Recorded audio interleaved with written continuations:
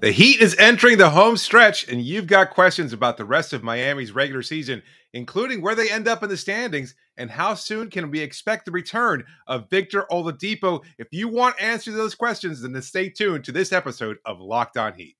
You are Locked On Heat, your daily Miami Heat podcast. Part of the Locked On Podcast Network, your team every day. Hello, Heat Nation. It's a Friday edition of Locked On Heat, your daily podcast covering all things Miami Heat, however you may be listening or watching on YouTube, Odyssey, or on your favorite podcast app. Thanks so much for making Locked On Heat your first listen every day. I'm David Ramil, and with me, as always, is my co-host, Wes Goldberg. We've got 23 games left in the regular season, Wes, and of course, there's going to be some questions about what happens during that stretch, how Miami handles their rotation in the playoffs, and much, much more. So we'll start off a few questions about the regular season. I'm sure we'll have a long conversation about each of them. But first, we'll start off with this one. Will they sign anyone to the final roster spot? A lot of people wondering whether or not Miami is going to make changes to their roster before they enter the playoffs. I'll kick it to you, Wes. What do you think? Do you think they're going to add anybody for the playoff run? I think they will. I don't think that's going to be one of these major buyout names because I just don't see the fit. If they weren't going to go after Goran Dragic, I don't think that they're going to go after a guard, except for one name, which I'll get to in a second here. But you look at most of the names out there, Dennis Schroeder, Eric Bledsoe, like those guys aren't any better than Goran Dragic. Where the fact that Miami didn't, it wasn't that they lost out. Goran Dragic didn't choose Brooklyn over Miami. Miami did not choose to go after Goran Dragic. So they're obviously not feeling that they have a need. Now, the name that I think could be a difference maker for them at that position would be Gary Harris. If he actually bought out by Orlando, that's a 3-and-D type of player who would be basically Victor Oladipo insurance. We're hopeful that Oladipo will come back looking good. We'll talk about that here in a little bit. But if for whatever reason he can't, having Gary Harris would be nice insurance. Now, I don't think Gary Harris would be very interested in that position. I don't think Gary Harris would be interested in coming to Miami and be like, yeah, I'll be here in case Depot can't go. And I think a team like Milwaukee would benefit a lot from Gary Harris and have a very defined role for him. So if Orlando buys out Gary Harris, I think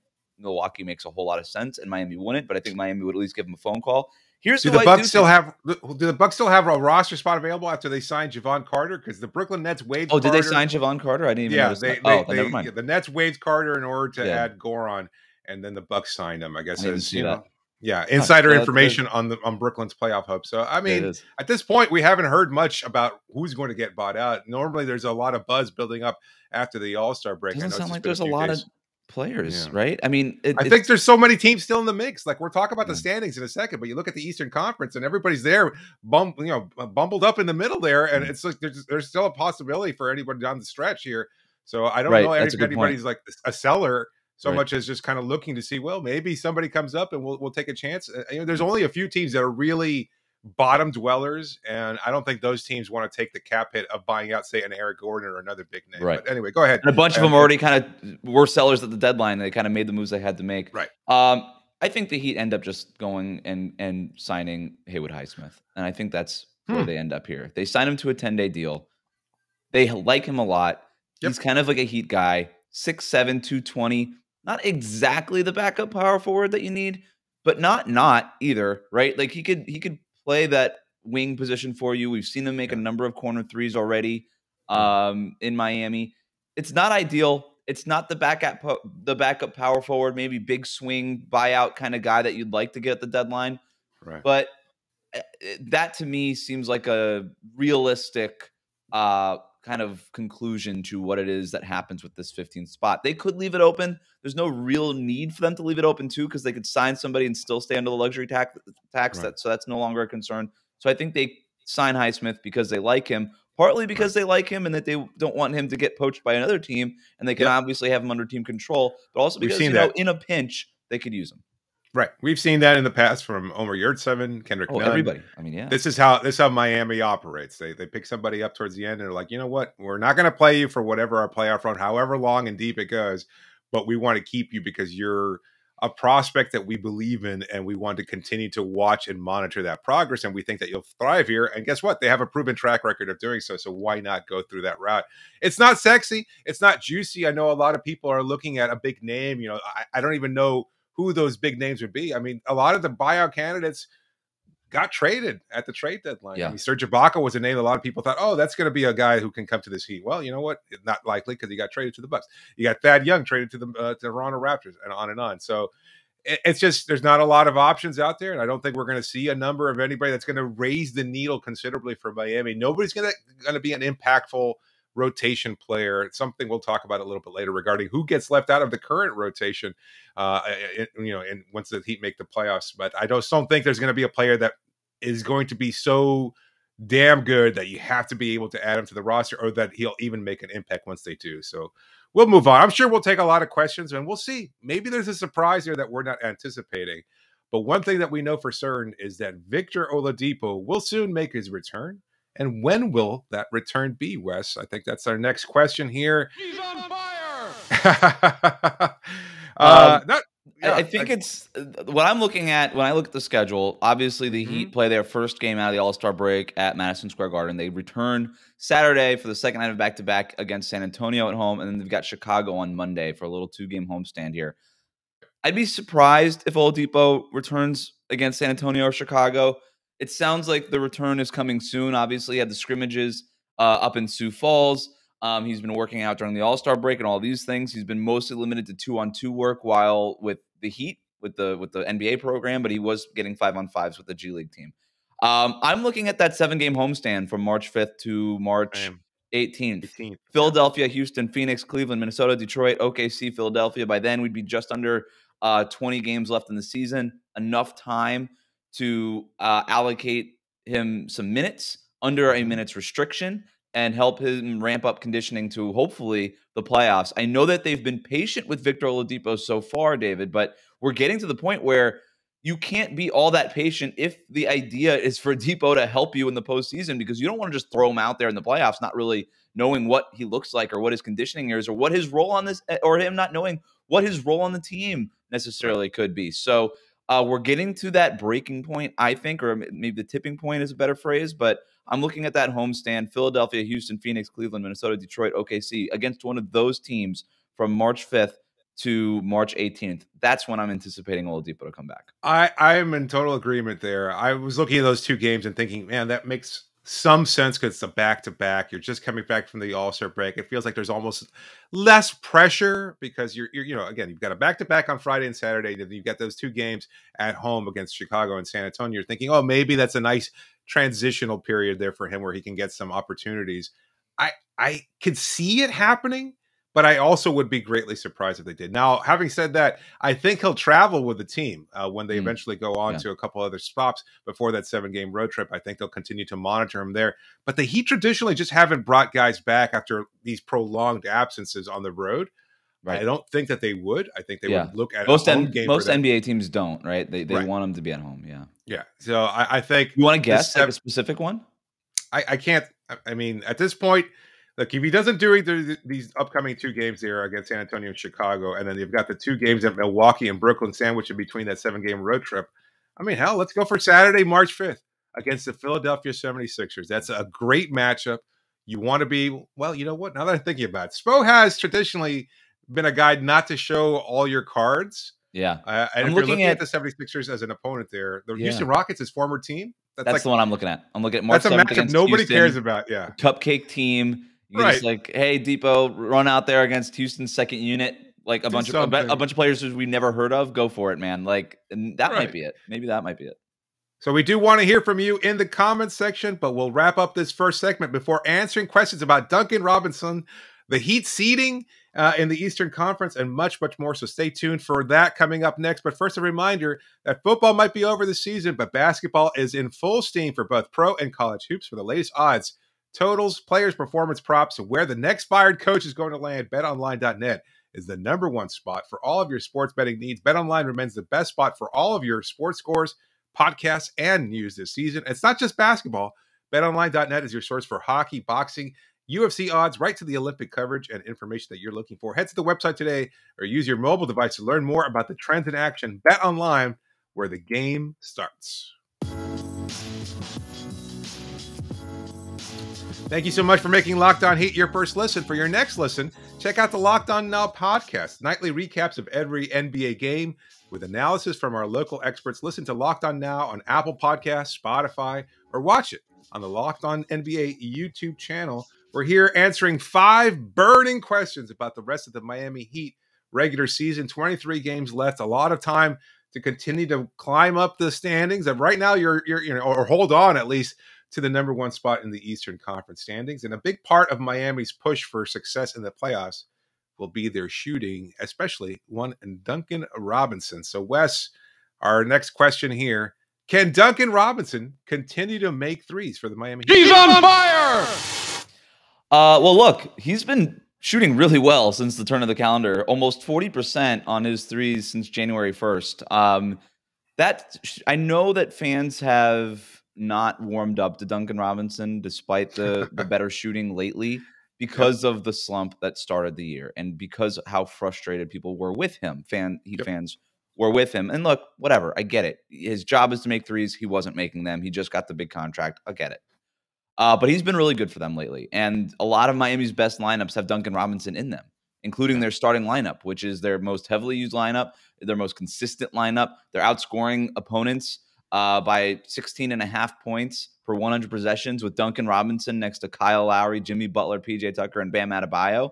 Duncan Robinson is still a really important part of this offense. And if you just look at the way the offense operates when Duncan Robinson is shooting well, it opens up in a way that doesn't happen if even guys like Max Strus and Gabe Vincent and Caleb Martin are shooting the lights out, because teams just feel Duncan Robinson's presence more. He's more respected or at least known around the league as a deadly shooter. Scouting reports say close out hard on him. Don't let him get open from 30 feet out. And he just creates so much space. And it's even more space when the ball is going in from deep. And lately it has been, right? He's not going to shoot 40% every game, but there are going to be a lot of nights where he shoots 50, 60%. We've seen it.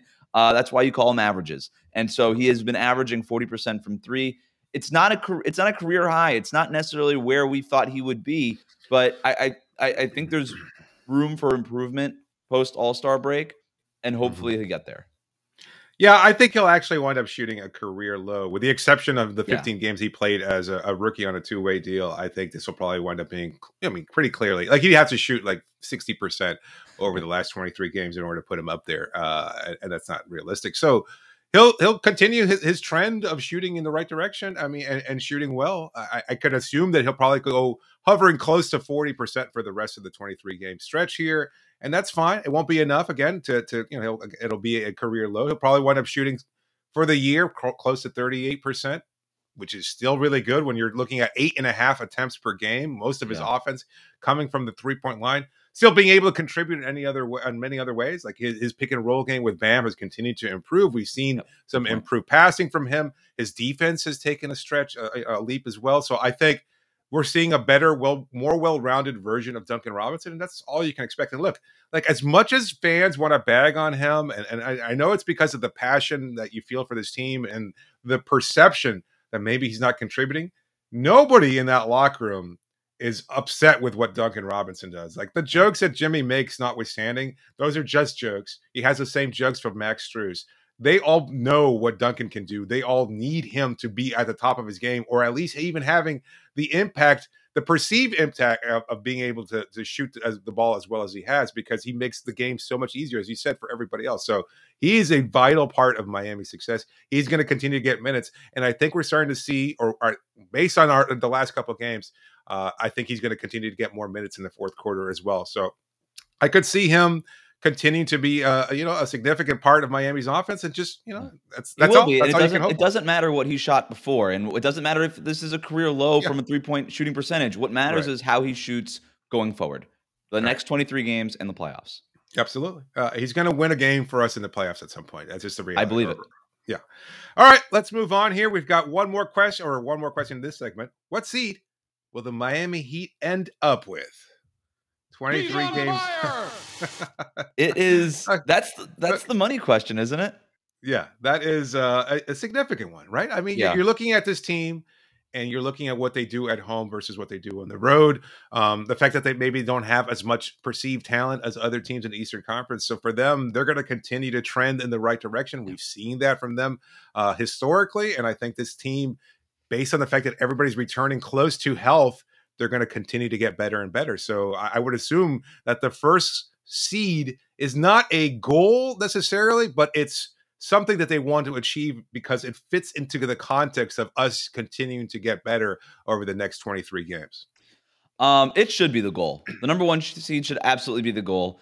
I think everybody should go ahead and listen to that top of the East roundtable that was posted on our Locked On Heat feed and on the Locked On NBA feed.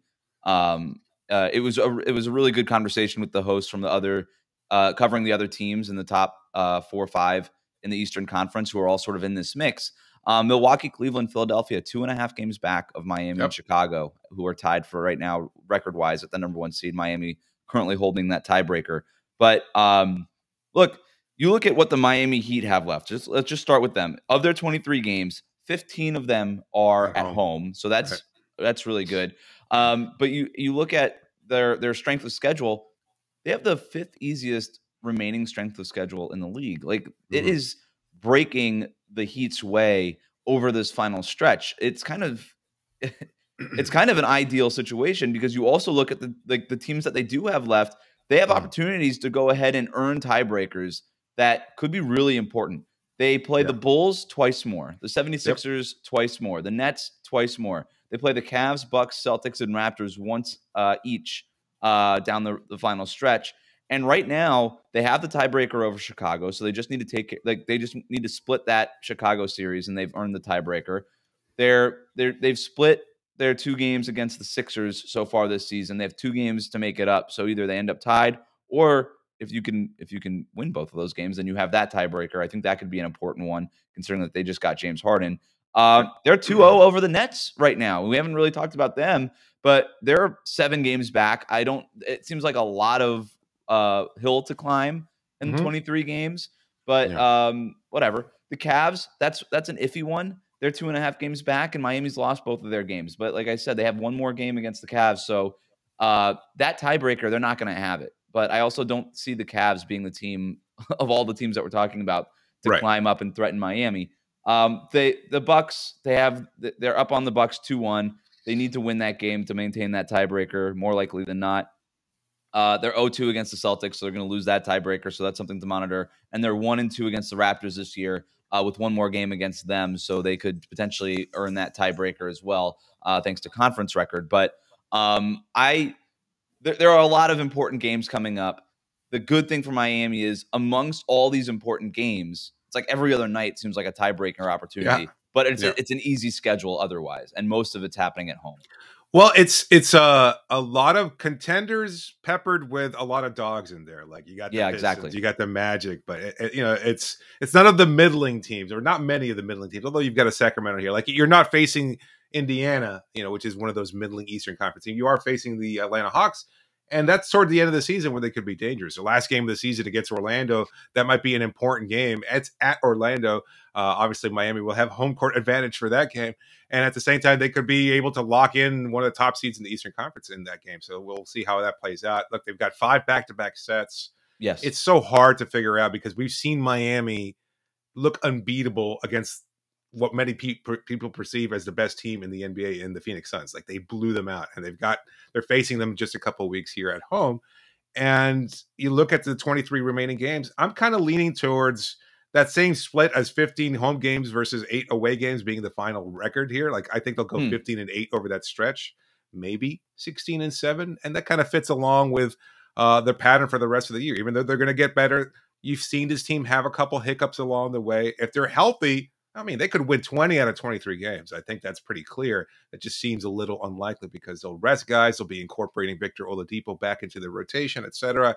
It's going to be a little tricky there. So I don't know. 15-8 that's right. That's a 65% win percentage. They have a 64.4% win percentage. Right. So that's like right in line with what they've done all year. So I'm okay with that number. That seems fine. That would put them at 53 wins for the season, which is okay. But that's just the way the Eastern Conference is this year. I know a lot of people are looking at it as Go ahead. Yeah. No, you're right. Like 53 wins might get you the number 1 seed in the East. It's not going to get you the number 1 seed in the West, probably. That's But you look at the unattainable. 2 teams that they're most kind of vying with for that number 1 seed. I would say probably Chicago and Milwaukee, right? Because I think Philadelphia is really good, but they've got some things to work out. I'm really not that concerned about Cleveland. Maybe that's on me, but whatever. Brooklyn, again, too much ground to make up. Chicago, Milwaukee, those are kind of the teams that are in the mix that I think could really threaten Miami. However, Chicago has the second hardest schedule remaining. Milwaukee has the hardest schedule remaining. And like I said, Miami is the 5th easiest remaining schedule. So it's another thing that could break right for Miami's way. The importance of having home court, it doesn't maybe not the number 1 seed necessarily, especially if it ends up being like a team that you think might get upset in the second round or something like that. But just having one of the top 2 seeds would be really huge for Miami. I think it's something that they should absolutely gun for because, look, when you're talking about best player on the court, when you're talking about all the advantages that you might want, I think Jimmy Butler is going to be the best player on the court in several playoff games. But against Philadelphia, he won't be. Against Milwaukee, he won't be. And you need home court against those teams, I think, if you want any chance of getting to the finals. And that makes it really important. I think it should be a goal of theirs. Yeah. Well, we've seen this, though, during the Big Three. The thing is that team, they didn't need home court advantage. I don't know. They had LeBron and Dwayne Wade. Like, we don't have LeBron and Dwayne Wade here. They had the best player in every series. Like those series that they went in there where they were missing the best player on either roster. That's not the case this year. And I think they're not gonna make that, or they're not gonna proclaim that to be a goal. They just want to keep winning. They don't want to lose any games. So I don't know. We'll see how it plays out. There's a lot to think about in terms of how they incorporate Oladipo, whether or not they bring a buyout candidate, like we've mentioned. I don't think those things are going to significantly change Miami's trajectory for the rest of the regular season. They just want to continue to get the very best versions of Bam, Kyle, Duncan, Jimmy. They want to make sure they stay healthy. They've got their depth. I think we're looking at a chance of them having the most depth that they have all season, and they've been one of the deepest teams, if not the deepest teams in the NBA so far. And to your point, if they do all of that, they'll end up with home court advantage. Right. That's all you have to do is worry about what you can worry about, right? That's control what you control. That's an adage that we hear from NBA players all the time. 23 games left, and they'll probably win their fair share of those if they can stay healthy. But we'll answer some of our last question regarding Erik Spoelstra and his tough decisions regarding the playoff rotation in the next segment. But first, just a reminder that this show is brought to you by rockauto.com. Look, you've probably gone into an auto parts store and you're looking for parts for your car or truck. You don't know exactly what to find. Perhaps you start asking questions of the person behind the counter. They look it up on their computer. They find what they happen to have in their warehouse. And it's just, nobody wants to go through that line of questioning. It makes you feel embarrassed, uncomfortable, whatever. And why bother going through all that when all they have is a computer in front of them, just like you have in your pocket or at home, which means that you have access to rockauto.com, a family-owned business that's been serving auto parts customers online for 2 decades plus. You can save time and money on their easy-to-use website. Just a few clicks, you'll find everything that you need right away. You get it delivered directly and safely right to your door. No fuss, no muss. You don't have to worry about the line of questioning. You don't have to worry about them trying to sell you a more expensive part. You get the right to choose whatever it is that you're looking for. So go right now to rockauto.com and see all the parts available for your car or for your truck. And then go to the section that says, how'd you hear about us? And write the phrase locked on so they know we sent you. Amazing selection, reliably low prices, all the parts your car will ever need. That is rockauto.com.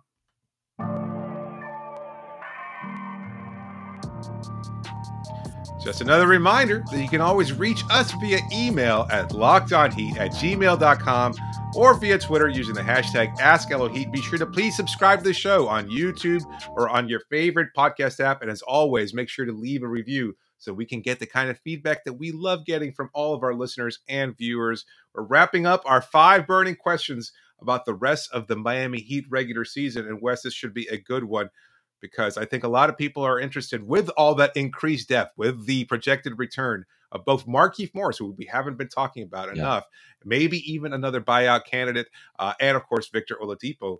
What will Erik Spoelstra's playoff rotation be like? Because I think it's going to be a tough one. It is a tough one. We know the top 6, right? It's the starters and Tyler Herro. I think Dwayne Dedmon is a pretty safe bet. Yes. Yeah. Then you kind of get into a grayer area. I've got a hot take Spoelstra, here. go ahead. I've got a hot take. I think Max Strus is out of the rotation during the playoffs. I don't think that's a hot take at all. Yeah, I think we've seen what Erik does in the past, and so much of a premium that he values is your ability to contribute defensively. And as I mentioned before, you've seen improvement from Duncan Robinson.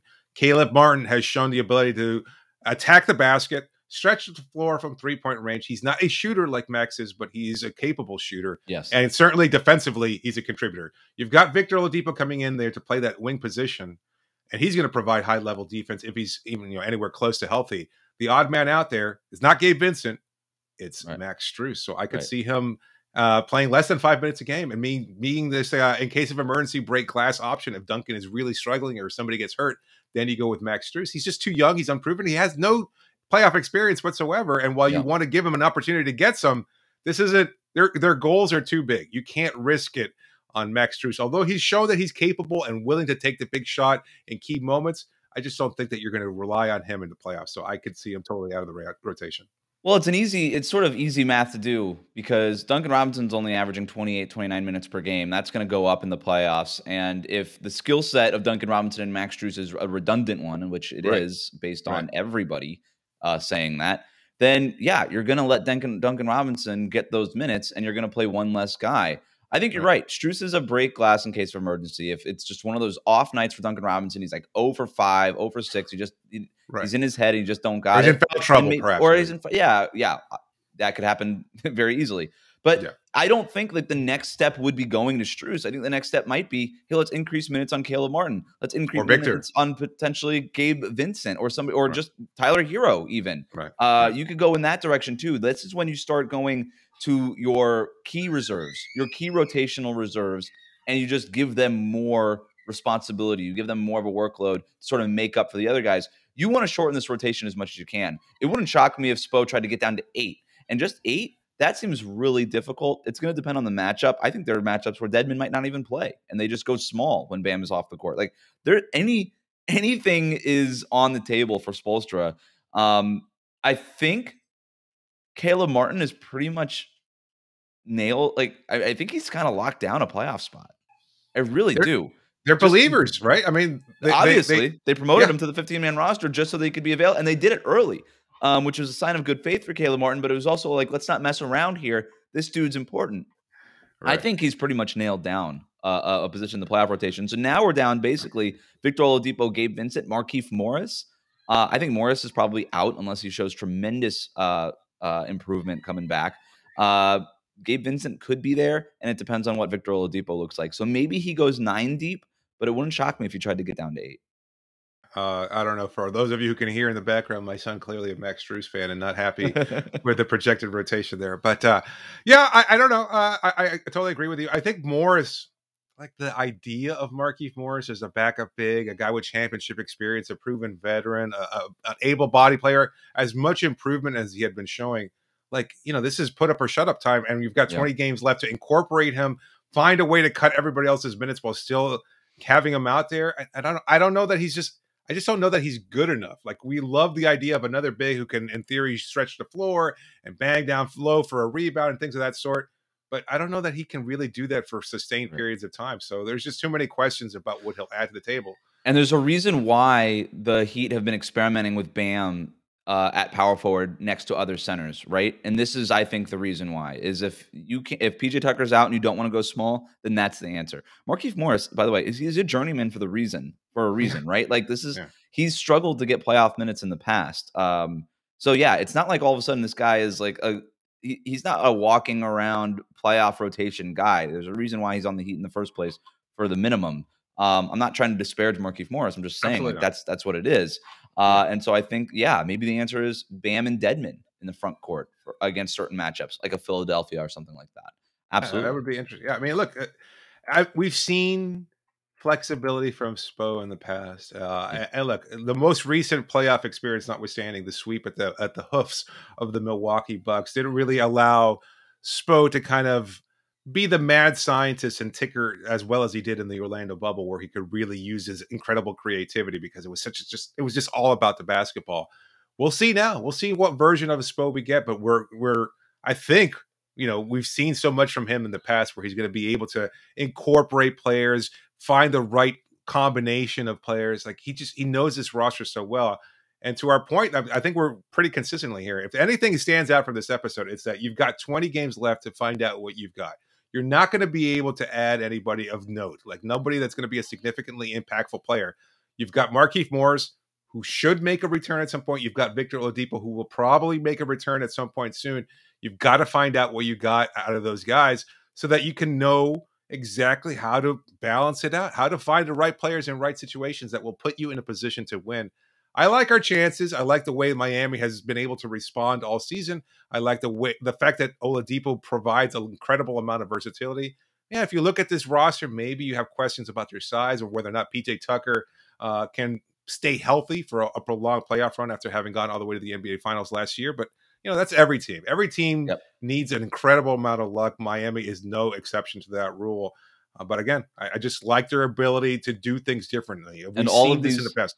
No, and all of these questions that we were talking about, most of them are good questions to have, right? Yeah. That's not the case for a lot of teams. Yeah, and one thing else that I think we've been banging the drum on a lot is that Miami has played many different styles, and you have to be able to show that kind of versatility at different points because it's all about those in-game, in-series adjustments, and we've seen from Spoelstra that he can do that really, really well. And he has the roster with so many different players and pieces and parts that you can mix and match around so they can get the best product out on the floor at any given time. That's just what Spo does well, as better than anybody, perhaps, in the NBA. And I think he's got the good roster to do it. So we'll see how Miami responds over the next 23 games. Should be a fun ride. And, of course, we'll be there to bring you all the action, to cover every game, to be there every practice and just give you the best coverage available. So thank you so much for making Locked On Heat your first listen every day, and make sure to make your second listen Locked On NBA. Locked On experts covering the biggest stories around the NBA every Monday through Friday in less than 30 minutes. It's free and available wherever you get podcasts. This is David Ramil signing up for now. Thanks so much for joining me, Wes. Wrap it up, B.